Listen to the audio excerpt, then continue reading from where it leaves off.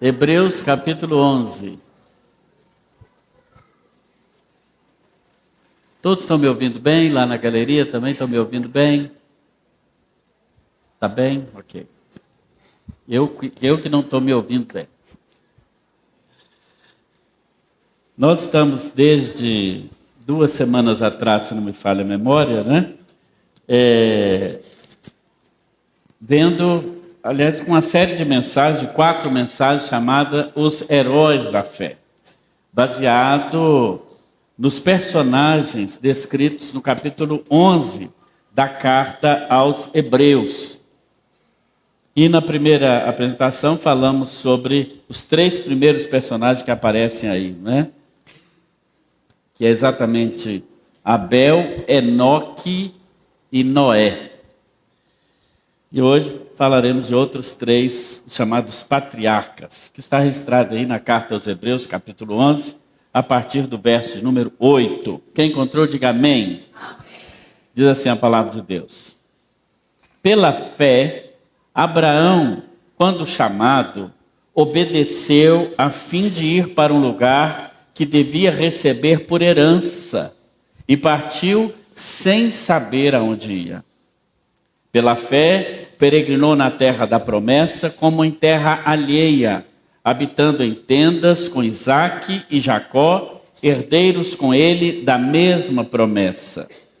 Porque aguardava a cidade que tem fundamentos, da qual Deus peregrinou na terra da promessa como em terra alheia, habitando em tendas com Isaque. A voz de Deus, irmãos, a voz de Deus. Recebi um chamado. Estava onde? 10. Porque aguardava a cidade que tem fundamentos, da qual Deus é o arquiteto e edificador. Pela fé, também a própria Sara recebeu poder para ser mãe, não obstante o avançado de sua idade, pois teve por fiel aquele que lhe havia feito a promessa. Por isso também de já amortecido, saiu uma posteridade tão numerosa como as estrelas do céu e inumerável como a areia que está na praia do mar. Todos estes morreram na fé, sem ter obtido as promessas, vendo-as, porém, de longe, e saudando-as e confessando que eram estrangeiros e peregrinos sobre a terra. Porque os que falam desse modo manifestam estar procurando uma pátria. E se na verdade se lembrassem daquela de onde saíram, teriam oportunidade de voltar.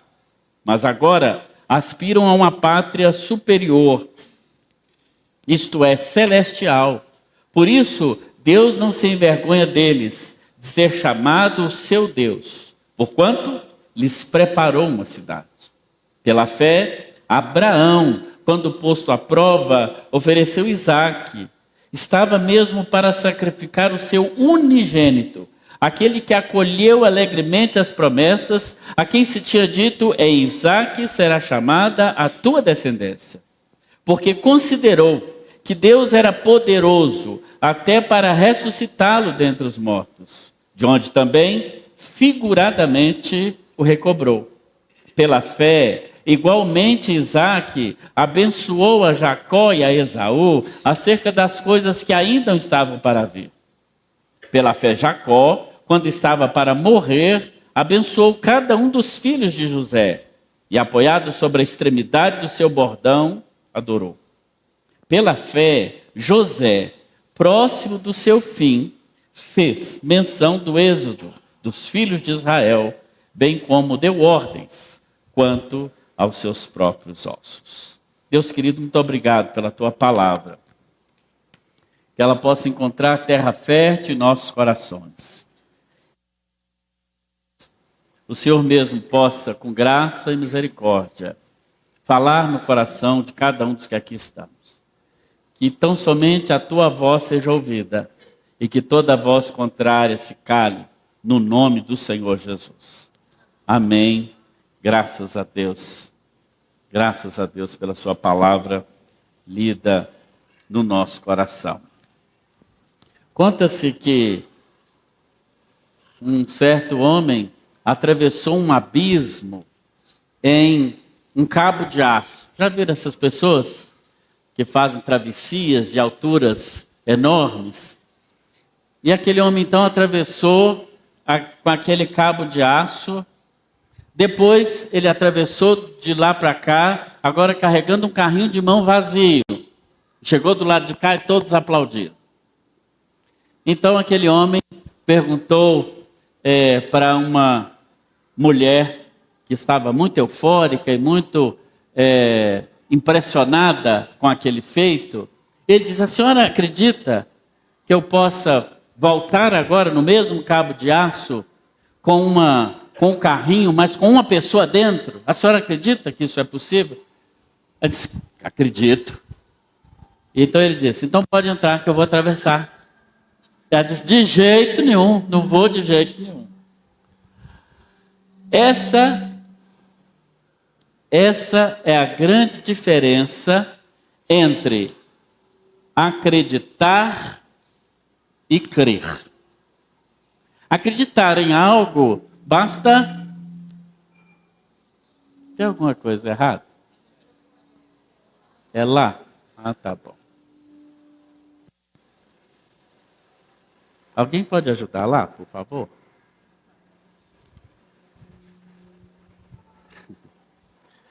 Então, há essa grande diferença entre acreditar e crer. Acreditar basta eu ver o que está acontecendo. É o caso daquela mulher que viu o homem atravessando por um cabo de aço, frágil, frágil, frágil, e nós vemos essas coisas acontecer. Outra coisa é se colocar na cena. Outra coisa é se incluir naquilo que Deus está fazendo. Outra coisa é confiar em quem está carregando o carrinho de mão e se está sentado ali dentro. A galeria chamada dos heróis da fé, ela é composta de pessoas assim, que não apenas acreditaram em Deus, mas que creram em Deus. E há aí um abismo, uma distância muito grande entre essas duas coisas. E essa segunda parte da galeria da fé apresenta os patriarcas, né?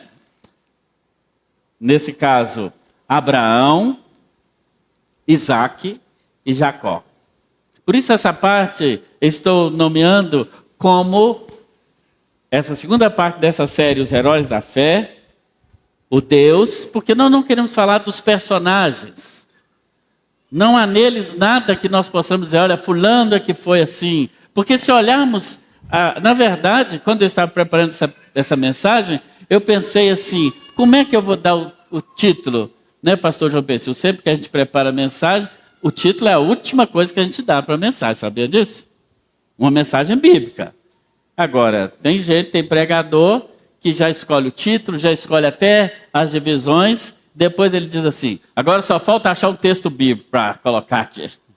Aí está errado. Não, eu não tenho que ter uma ideia e ir na Bíblia buscar algo para comprovar a minha ideia. Se quiser fazer isso, até dá certo. Mas não é bíblico. A pregação bíblica, ela é extraída do próprio texto bíblico. Não é? E é uma exposição da Escritura Sagrada. É isso que nós tentamos fazer aqui toda semana. Dizer o que a Bíblia diz. Os personagens, então, não há neles nada que nós devemos dizer assim: nós temos que imitar Abraão, ou Isaque, ou Jacó. Não. Nós temos que olhar para o Deus de Abraão, para o Deus de Isaque, para o Deus de Jacó. Porque antes desse título, sabe, Matos, qual o título que eu pensei em dar? Casos de família. Já viu aquele programa da televisão?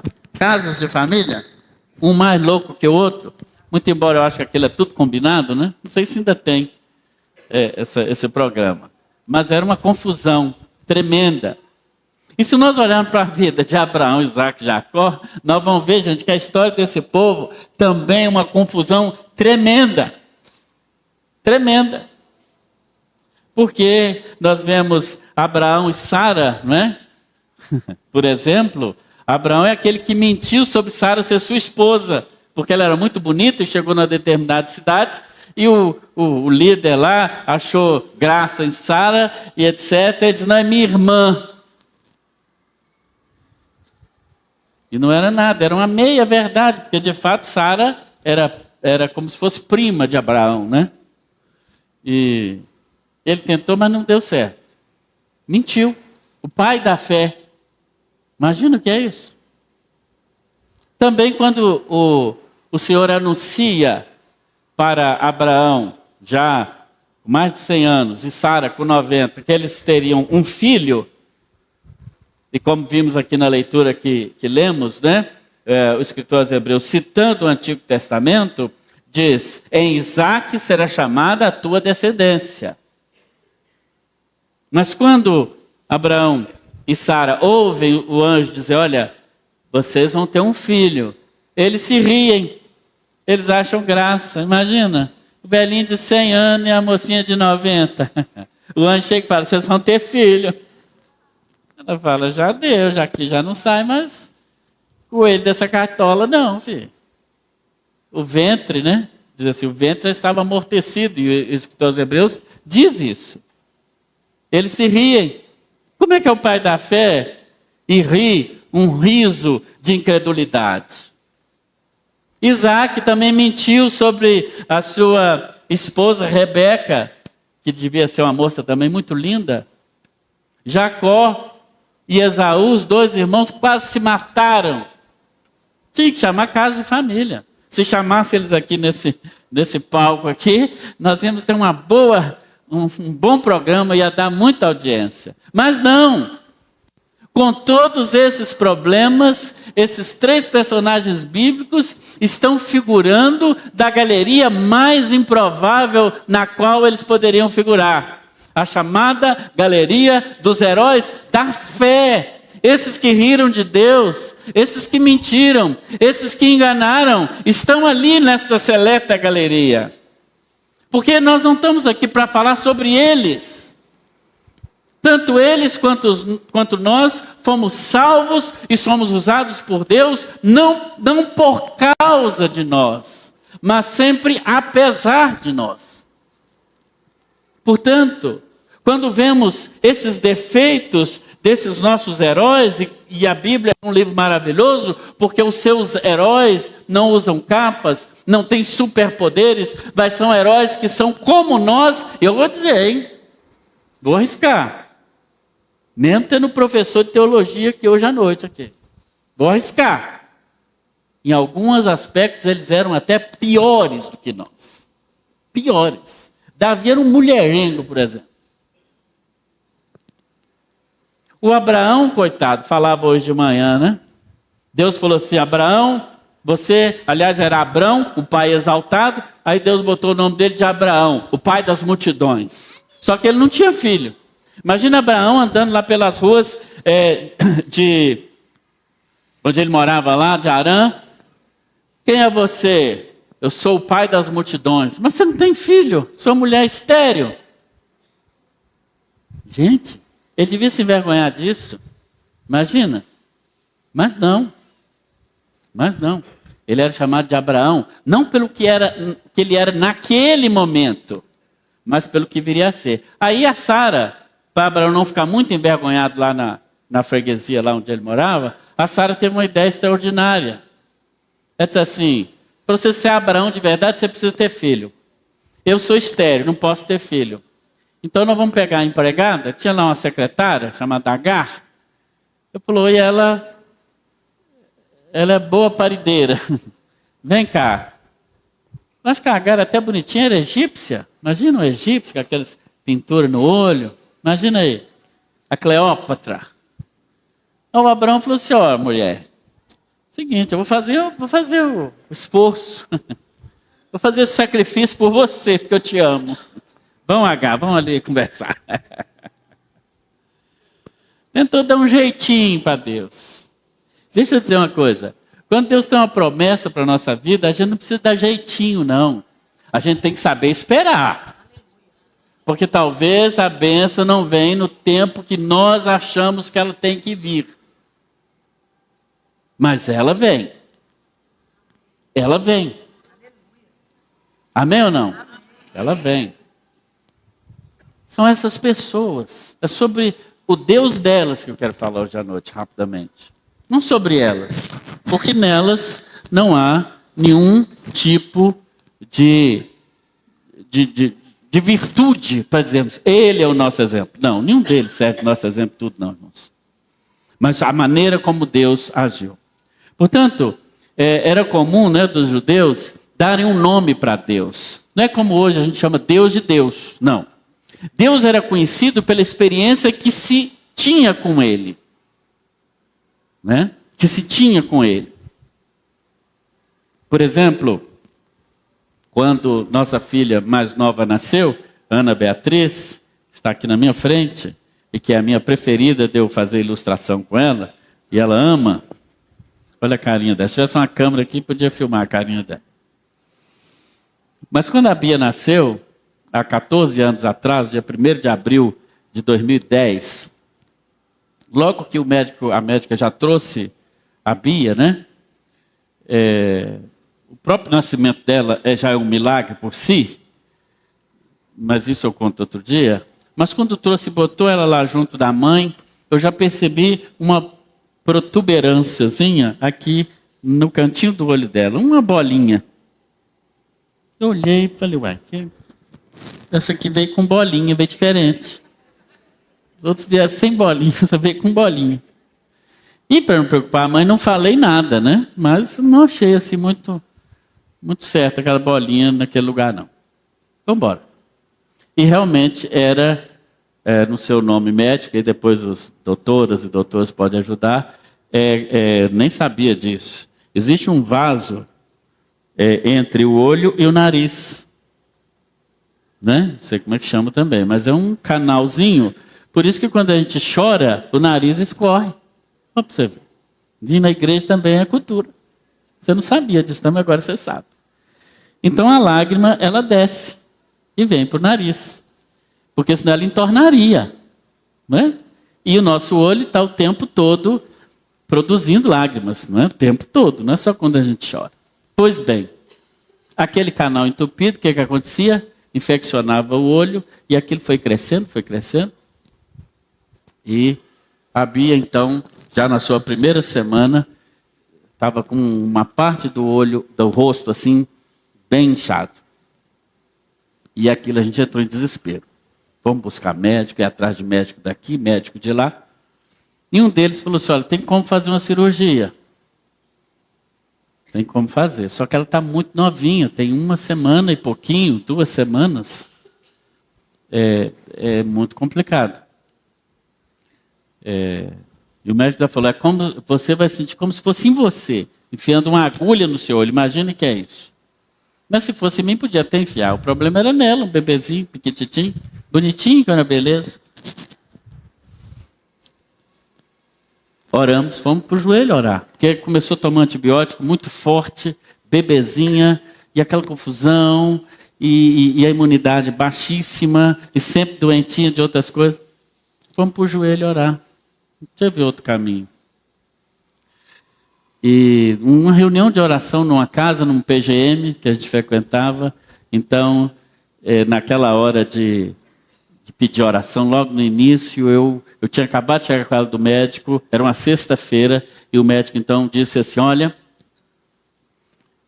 vamos esperar até segunda-feira, mas eu não vou fazer nenhum procedimento com ela hoje, ela é muito novinha. Falei, mas isso vai piorar? Ele falou, é possível que piore. E se piorar, você já leva ela direto para internação. O médico é meio assim, curto e grosso, né?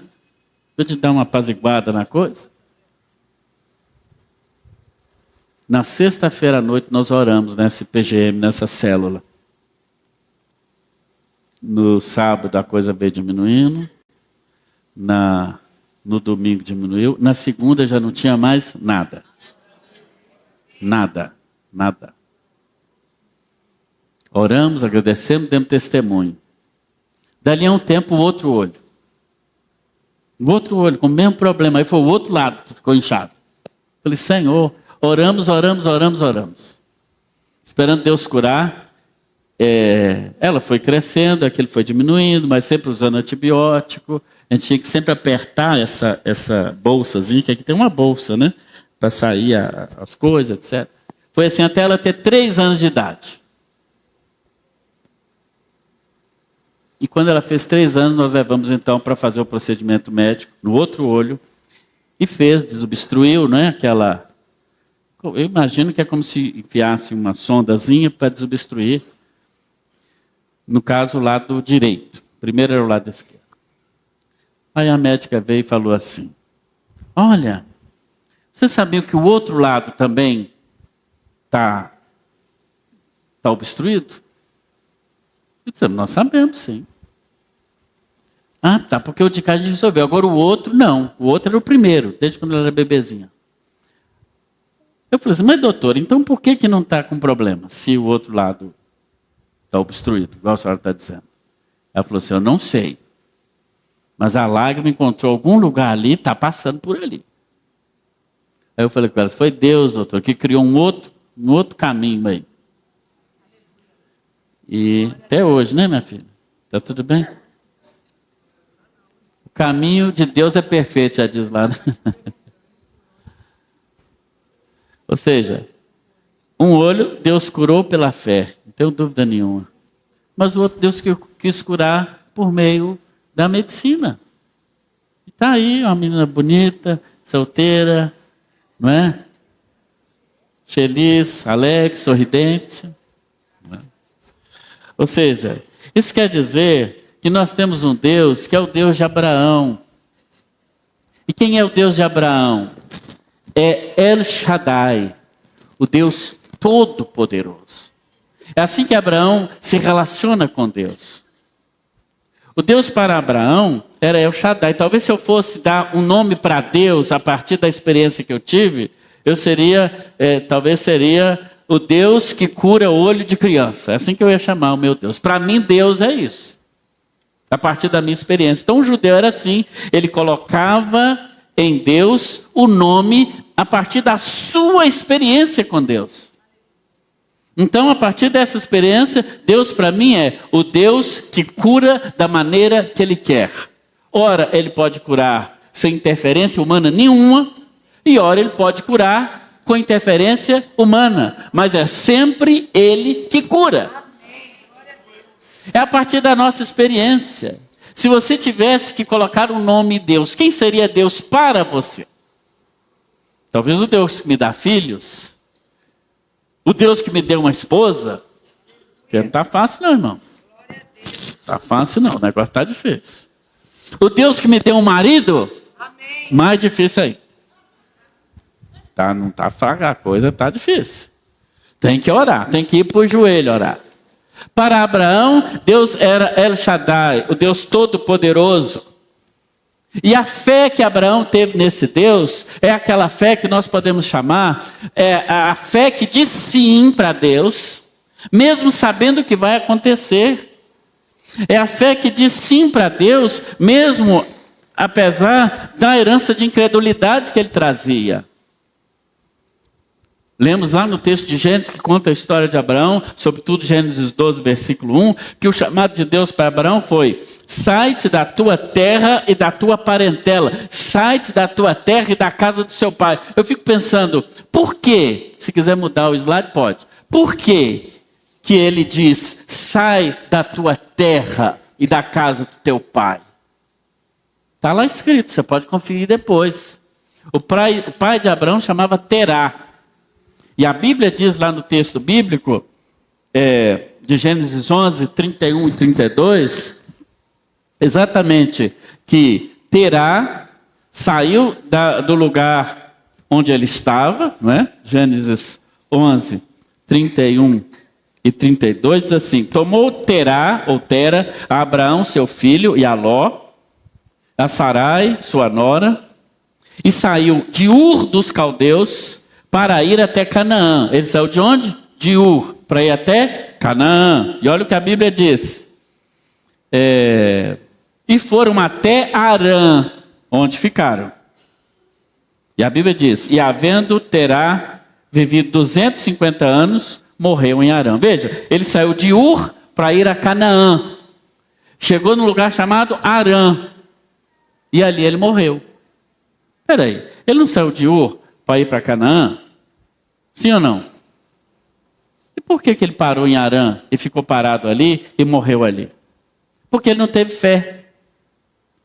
É interessante pensar isso, que o pai da fé, que é Abraão, era filho de um que não tinha fé, de um incrédulo. Isso nos diz muita coisa, nos diz principalmente o seguinte, que independente dos nossos pais, dos seus erros, das suas dificuldades, independente da história dos nossos pais, Deus quer escrever a nossa história.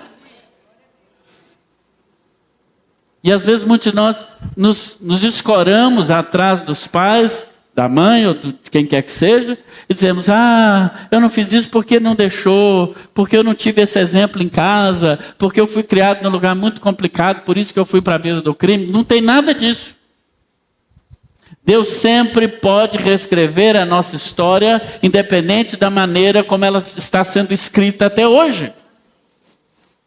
Abraão é o pai da fé, não obstante ter sido filho do incrédulo. Tera era um homem sem fé. Era para sair de Ur e ir a Canaã. Ele parou em Harã com Abraão. Por isso Deus vem a Abraão e diz, sai do meio da terra, sai do meio desses parentes seus. Se você ficar aqui, você não tem como cumprir o propósito que eu tenho para a sua vida. A obra que Deus ia fazer, não daria para fazer em Harã. A obra era grandiosa demais. Teria que ser longe da vista dos incrédulos. Quem é projetado para Canaã não pode ficar em Harã. O que isso me ensina? Que Deus sempre quer que nós saiamos de um lugar para chegar em outro. Mas é mais fácil parar no meio do caminho. E muitos estão parados até hoje. Porque falta fé, falta convicção do propósito de Deus para chegar onde quer que nós cheguemos. E Deus quer que a gente saia de Ur e vá para Canaã. Se Terá ou Tera não cumpriu esse propósito, aliás, o nome Terá, tem que ser tem que chamar tem, não Terá. Terá é um negócio muito vago. Mas Deus diz a Abraão, agora você vai sair daqui. Seu pai morreu? Sai fora. Sai fora. É hora de você seguir o seu caminho. É hora de você cumprir o propósito que eu tenho para a sua vida. E o propósito era para o seu pai cumprir. Não cumpriu, você cumpre. No nome de Jesus. Não deixa nada obstacular a sua vida. Se Deus disse que é para você ir para Canaã, pela fé chega lá. Vá. Vá. Mas é interessante que o chamado de Deus era ainda maior do que o de Terá. Terá era para Canaã. Mas para Abraão diz, vai para uma terra que eu vou te mostrar. Porque o projeto de Deus, irmãos, é assim. Muitos de nós queremos um projeto de Deus já escrito, com princípio, meio e fim. Mas olha, o projeto de Deus não é assim. Nós queremos tudo muito redondinho. Mas como é que eu vou sair daqui? Como é que eu vou fazer isso? Como é que eu vou entrar nessa empreitada? Como é que eu vou dar conta disso? Como é que eu vou servir nesse ministério? Como é que eu vou para esse outro desafio profissional? Como é que eu vou fazer isso? Vai! O caminho se faz ao andar. Igual aqueles caminhos da roça. Já viu o caminho da roça? Lá no Mata 3 é assim. Primeiro vai a formiga. Depois vai a pessoa e o caminho só vai aumentando. Depois vai o cavalo, aumentou. Depois vai a carroça, aumentou mais um pouquinho. Daqui vem aí, depois elege um prefeito, ele vem e põe asfalto. Por isso que as nossas estradas é tudo assim, porque foi a formiga que fez ela primeiro. Primeiro a fazer foi a formiga. Entendeu? Vai, o caminho ele se faz enquanto você anda. Aí você vai andando, vai caminhando e o caminho vai sendo feito. O caminho vai sendo feito, né? Como o povo de Israel, às margens do Mar Vermelho. Diga ao povo de Israel que marche. Se Moisés tivesse tido fé, primeiro momento que ele pisasse nas águas do Mar Vermelho, ela se abriria, nem precisaria dele colocar o cajado. Mas a gente sempre precisa de alguma coisa física, né? Mas o que eu vou fazer? Então põe esse cajado seu. Você está querendo... Põe. Porque Deus é Deus é maravilhoso, ele lida até com as nossas questões, né? Mas bastava o primeiro judeu, o primeiro israelita que botasse o pé na água, a água abria. Era preciso só ter fé. Era preciso só ter fé. Assim a vida de Abraão, que acreditava no Deus que pode todas as coisas. Abraão também disse sim ao Senhor, apesar da impossibilidade. No capítulo 11 que lemos, né, no versículo 11 de Hebreus, lemos assim: pela fé a própria Sara recebeu poder para ser mãe. Olha que tema interessante. Porque ela já não tinha mais poder para ser mãe. Não obstante o avançado da sua idade, pois teve por fiel aquele que havia feito a promessa. Eu imagino Abraão, depois que Deus dá a ele essa promessa, né? Olha agora para os céus e conta as estrelas, se as pode contar, assim será a sua semente.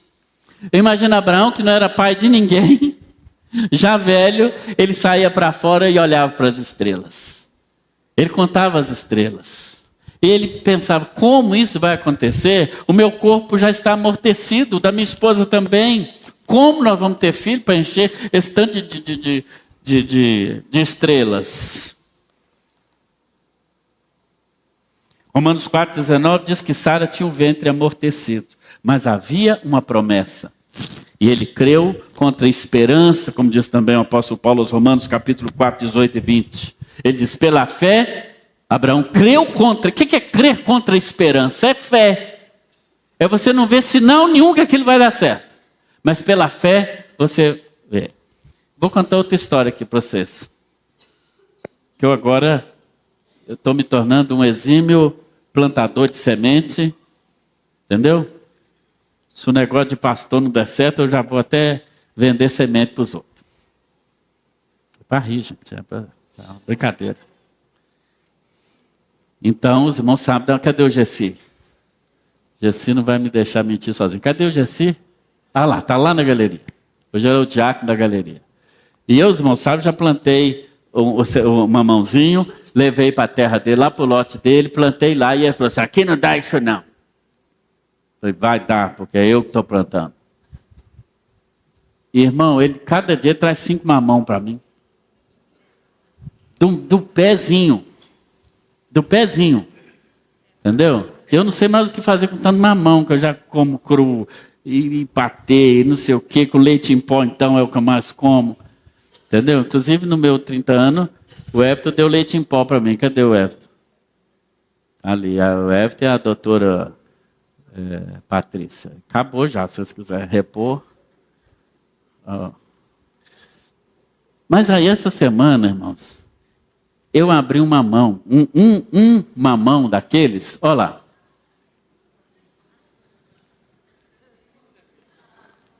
Quanta semente tem naquele mamão? Se ela não botasse antes, eu ia até oferecer um dinheiro aqui para quem acertasse quantas. Mas ela já botou, então vou poder. Quantas sementes você está vendo ali? Uma, e eu não tirei nenhuma. O mamão, ele é grande, está vendo pelo tamanho da minha mão? Grande assim. E quando eu abri, eu fiquei surpreso. Viu, meu irmão Tiago? Você não tinha visto mamão desse jeito. E não é mamão macho. Uma doçura incrível esse mamão. Mas também eu que plantei, né? Então tem suas razões de ser. Quem sabe eu posso vender o mamão do pastor, hein? Já vai abençoado, já. Tem gente que faz isso, mas eu não vou fazer, não. Pode ficar tranquilo. Uma semente. Eu falei, que mamão preguiçoso. Porque normalmente aquele suco ali, de ambos os lados, ele está cheio, né? Sei lá, centenas talvez de sementes tem no mamão normal. Esse preguiçoso tinha um, irmão. Um. Agora faz a pergunta que você quer fazer, que todo mundo faz quando eu conto essa história. Ah, você plantou a semente? Plantei. E se der mais, eu vou ter. Vocês vão cansar de escutar a história de mamão, porque só estou plantando e só está nascendo mamão. Mas por que a pergunta se você plantou a semente ela é importantíssima e estratégica? Por quê? Porque talvez aquela única sementinha, talvez, não sei, está plantada, eu estou cumprindo meu papel de aguar, agora o crescimento vem de Deus. Já não diz assim o apóstolo Paulo, um planta, outro rega, mas o crescimento quem dá é Deus. Uma semente plantada ela pode se transformar em um outro pé de mamão, que vai dar 5 mamões toda semana, e o Gessi vai trazer para mim. Porque ele está fazendo parte desse propósito aí do mamão abençoado, entendeu?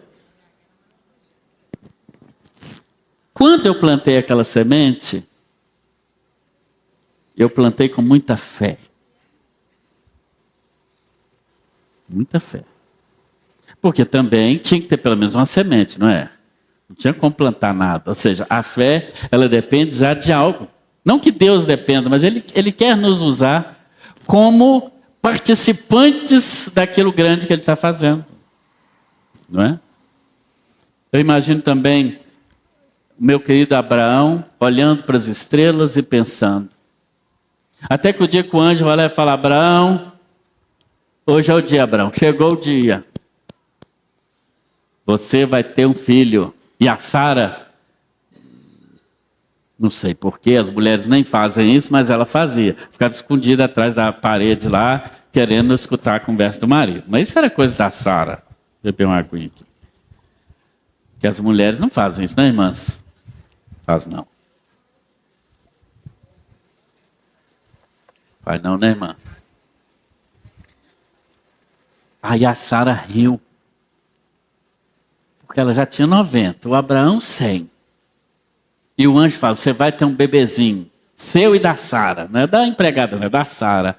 Aí ela dá uma risadinha. O anjo fala: por que a Sara riu? Porque o anjo veio, irmão. O anjo veio até que não deve. Ah, não, eu ri de felicidade. Mentira, ela riu mesmo de deboche. Que mais fé eles precisavam? Que sementinha mais eles precisavam plantar? A sementinha, estão entendendo? Sementinha, tem que ter a sementinha para plantar. Só Jesus foi do nada. Imagina o Abraão ia passar e falar assim: minha velhinha, vamos relembrar os velhos tempos. E eu não sei como é que foi. Tem umas coisas, não sei se isso vai poder ver no céu. Esse tipo de fita. Eu quero ver várias fitas no céu. A do passagem do mar. Essa talvez seja proibida, né? Deve ter uma censura no céu. Mas eu queria ver a cara dos dois. Não é? Ou seja, eles tiveram que ter fé para crer que Deus ia fazer aquilo que Ele disse que ia fazer, mas dependeria de uma ação deles. Uma ação deles. O que isso nos comunica? Que Deus é todo poderoso. Mas se nós não dermos o primeiro passo em qualquer coisa de fé, aquela sementinha primeira, se nós não plantarmos, se nós não tivermos fé como o agricultor que planta na terra, crendo que vai germinar, nada vai acontecer. Porque Deus não é todo poderoso? Não, Ele sempre é e continua sendo. Mas, para o poder dele realmente ser total, há uma partícula que é nossa, que nós precisamos tomar. Uma posição diante de uma circunstância. Um passo de fé diante de alguma coisa que Deus nos coloca. Para que possamos ver as bênçãos de Deus, como as estrelas do céu, como Deus havia prometido a Abraão. E aí nós temos Isaac, que apesar das incertezas, nasce desse sonho de Deus. Porque Isaac foi um sonho de Deus. Se quiser mudar de novo, fica bom também. E é interessante que nós olhamos a história de Isaac, não é? Ele cresce e Deus pede o próprio filho de Abraão. Aquele que era o filho das promessas. Está lá em Gênesis 22, 8, quando Deus diz assim: vai lá oferecer. E aí em Gênesis 22, 8, quando a criança pergunta assim: pai, está aqui o fogo, está aqui a lenha, mas onde está o cordeiro para nós prestarmos o culto ao Senhor? E essa é a resposta de Abraão: Deus proverá para si o cordeiro. Vejam como a pessoa de fé, ela está tão antenada com Deus que ela já antevê, ela tem uma caminhada de fé com Deus que ela já antevê o que Deus vai fazer, ela já sabe o que Deus vai fazer. É como um casamento. Estou há 28 anos e meio casados com essa senhora abençoada, cada dia mais bonita. Ela ficou ontem aqui o dia inteiro, irmão, naquele lufa-lufa de EBF. Entendeu? E como um passe de mágica, irmãos. À noite nós fomos lá no aniversário da minha querida Isabel. O cabelo dela, vocês já viram o cabelo dela? Já estava todo arrumado, assim, com aquelas ondas. Viu, Cida? Eu falei, gente, essa mulher estava ali agora com o cabelo para cima, parecendo um Teletubbies, assim. Daqui a pouco, estava plena lá no jantar. Ei, mulher igual a Fênix, né? Ela ressurge assim das cinzas. Ó. Já viram isso? Por que eu estou falando isso mesmo? Porque eu não entendi até agora. Casado 28 anos. E aí é o seguinte, a gente já sabe, a gente já antevê o que o outro pensa. Chega com a cara meio assim, já sabe, opa, não dá para conversar hoje não, vamos esperar mais um pouco. Um assunto que você leva, você já sabe o que o outro vai responder. Não é assim, o pessoal casado aí há mais tempo? É assim que funciona. Assim é a nossa relação com Deus. A pessoa que tem fé, ela já sabe como Deus vai agir. O menino pergunta, pai, porque o menino sempre ia com o pai adorar. E sempre levava a lenha, o fogo e o cordeiro. Mas naquele dia tinha a lenha, o fogo, o menino e o pai. Pai, está faltando. Abraão diz, Deus vai providenciar. E o escritor aos Hebreus diz por que ele diz isso. Olha o que o escritor aos Hebreus diz. Que Abraão creu que Deus poderia, inclusive, ressuscitar Isaque dentre os mortos. Versículo 19. Porque considerou que Deus era poderoso até para ressuscitá-lo dentre os mortos. Onde também em figura o recobrou. Vejam. Ele creu tanto na promessa que ele falou, eu posso sacrificar esse menino. Porque a promessa dizia, em Isaque. Não é em outra, em Isaque. Naquele Isaque. Se ele prometeu, ele vai cumprir. Então, quando ele levanta a mão para realmente sacrificar o filho, é como se o anjo segurasse a mão dele no ar. E diz, não, Abraão, não faça isso. Bem, eles poderiam ter desamarrado o menino, levantado e falado, filho, vamos embora, vamos lá encontrar com sua mãe. Dava tudo certo, não dava? Só que tinha um problema. É que ele havia dito para o filho que Deus ia providenciar o cordeiro. Ele ia passar por mentiroso para o filho. E Deus fez o quê? Diz o texto bíblico.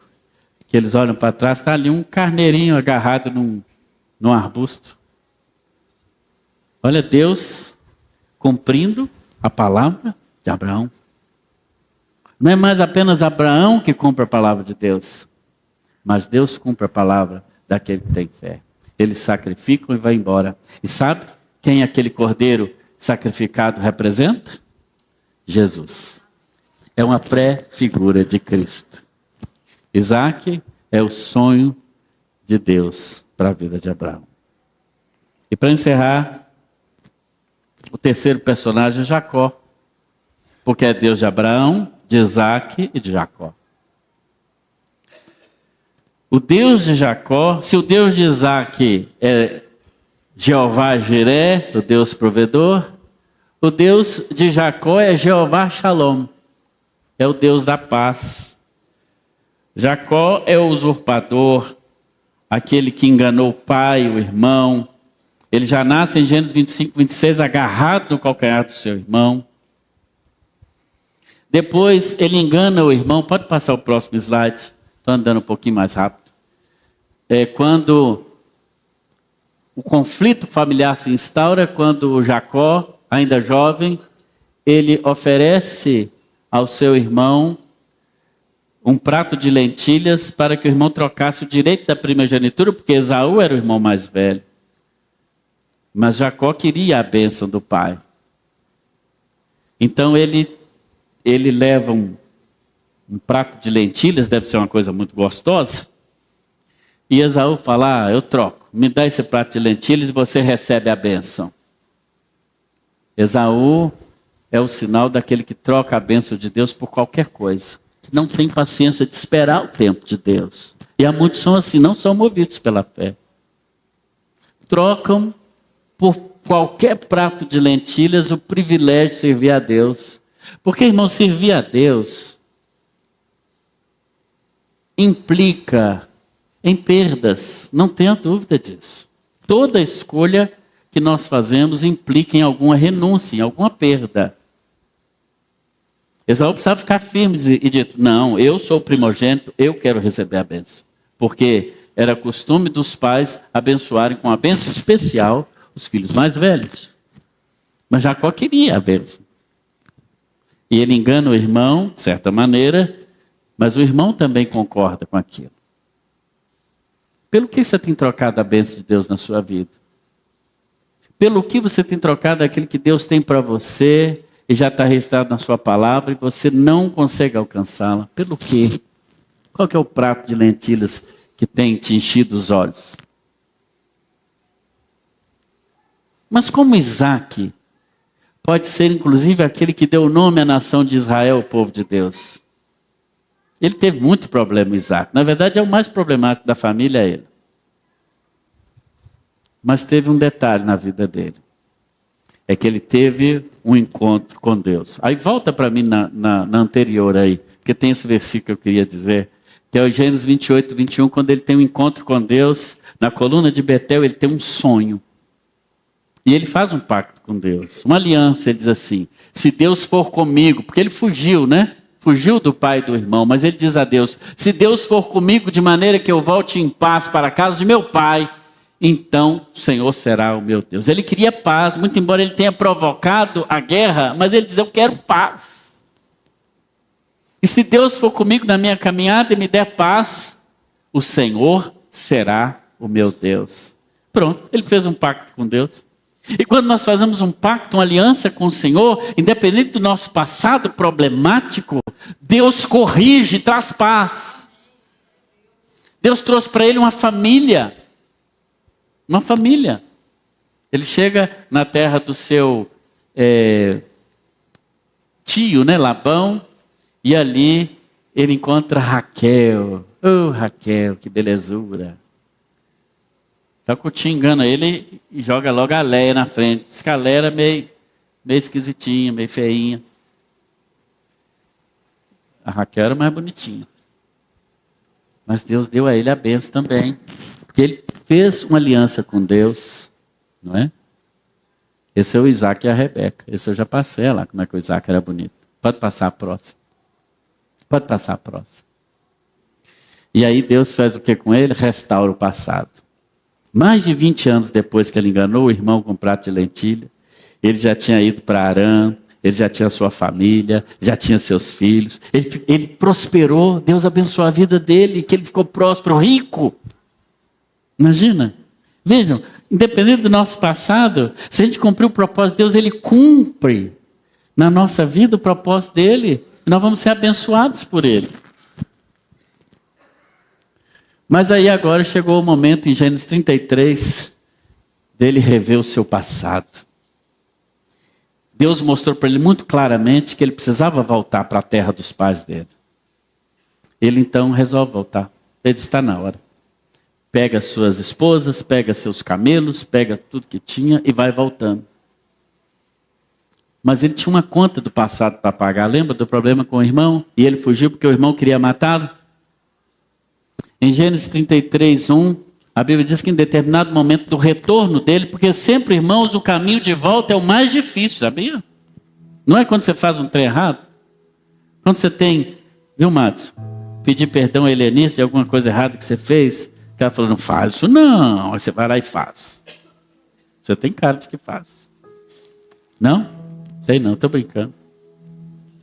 Aí, para a gente falar assim com a mulher, nossa, bem que você falou, estava errado.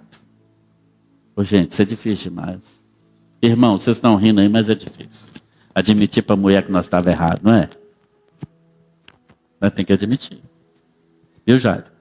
Tem que admitir, já. O caminho de volta é sempre o mais difícil. Com o pai, quando a gente desobedece os pais. Né, Carol? Né? Não é assim? Você concorda? Não é, Esther? Desobedece o pai. Fazer o caminho de volta é difícil, mas é necessário. Agora ele está voltando, olha o que a Bíblia diz. Quando ele levanta os olhos, ele vê que Esaú, o irmão que queria matar ele, já não estava mais sozinho. Olha lá quantos tinha. Ele vinha com 400 homens. Só o Esaú desse um soco no Jacó e já caiu, porque o Jacó era franzino, o Esaú era mais fortão. Ele está trazendo 400. Você tremeria na base? Eu tremeria. Aí ele monta toda uma estratégia, né? Monta toda a estratégia, põe a Léia e os filhos dela primeiro, que ele gostava menos dela. Deixa a Raquel por último. Mas ele vai na frente. Ele fala, eu tenho que enfrentar o meu passado. Ele estufa o peito e fala, o que tiver que acontecer agora vai dar. Não dá para eu fugir mais do meu passado. Eu enganei meu irmão e agora eu tenho que olhar ele de frente. Eu tenho que voltar lá onde eu caí. Eu tenho que voltar lá onde eu... E ele vai na frente, vai firme. A perna só tremendo. Porque o corajoso é o medroso que toma decisão. Corajoso, de verdade, não existe. Não existe o medroso que toma decisão. E ele vai. O Esaú, fortão, 2 metros de altura, desce lá do camelo dele e vem. E corre. E fala, agora ele vai me... Agora pronto. Agora um soco que esse Esaú, com esses bração fortes, igual os bração do Ciro ali, me der, eu já caio tonto. O Esaú, irmãos, dá um abraço nele. E dá uma beijoca nele. E eu imagino assim, que saudade, meu irmão. Como eu queria te encontrar. Porque o mesmo Deus que trabalhou em Jacó, ele trabalha do outro lado também. Ele é Jeová Shalom, ele é o Deus da paz. Ele trabalha aqui, ele trabalha lá. Ele não trabalha só de um lado. Ele faz o serviço completo, como diz o apóstolo Paulo. Aquele que começou a boa obra, ele completa. Aí o Esaú fala, esse povo que está com você aí, esses camelos, esses negócios. Não, isso aqui é o seguinte, eu trouxe ali uns 500 camelos para você, distribuir com seus colegas aí. Esaú falou, não precisa de nada disso não, Jacó. Eu tenho, já Deus me abençoou também. Nossa história está refeita.